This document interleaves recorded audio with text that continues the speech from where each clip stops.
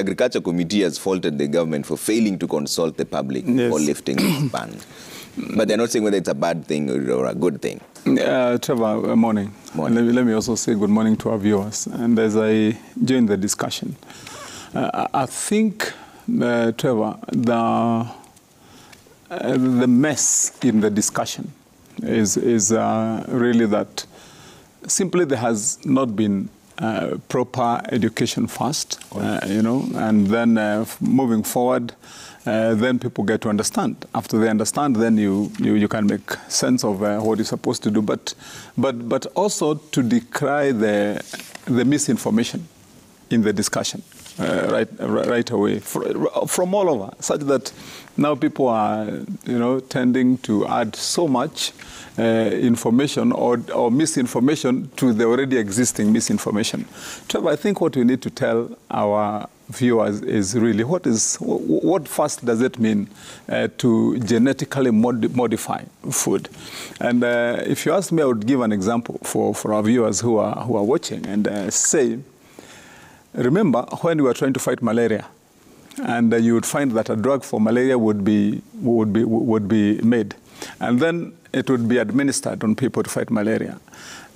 Onwards, the malaria strain would mutate and become resistant to that disease.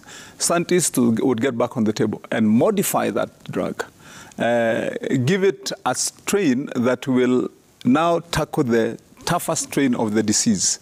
And so until finally you're able to overcome malaria. Now, in genetically modified foods, what happens is that they modify the genes of the food for certain or specific reasons or issues. For example, if you have a certain pest, that attacks maize or corn in a certain region, that particular maize seed can be modified. The strain can be modified in a way that it will resist that type of pest in that area, and definitely now you're going to have more harvest.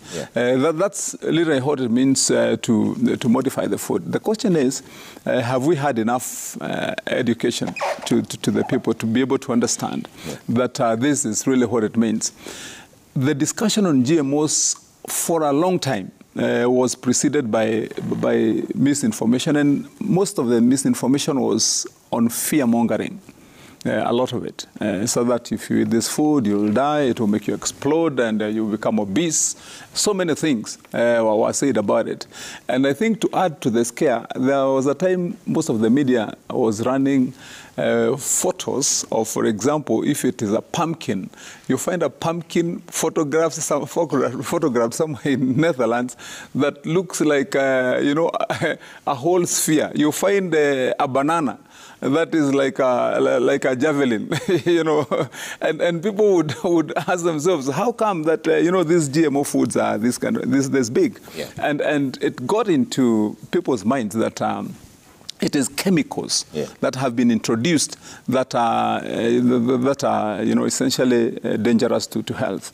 I think what we would need to do as a country is first to take people through the steps of getting to understand what GMO is, and then once we've done that, we can get into then an agreed phased introduction. I say phased introduction because that question, as has been addressed by my two colleagues here, is an important question. Farmers had already planted. Farmers will be harvesting. Others still have harvest.